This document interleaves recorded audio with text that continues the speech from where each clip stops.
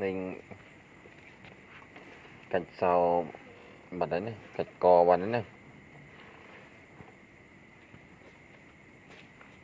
chọc bật rồi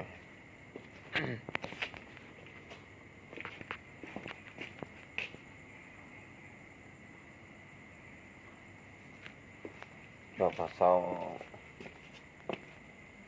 cho bạn chọn sau cho bạn mục này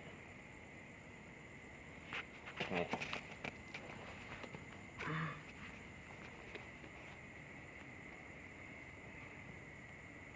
cầm ấy vô bật đây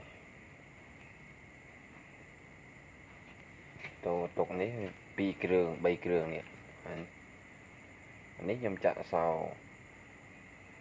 này nhầm chạm sau thôn mà pay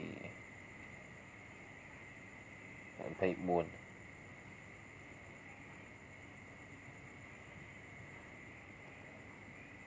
cái này một chiết nhỉ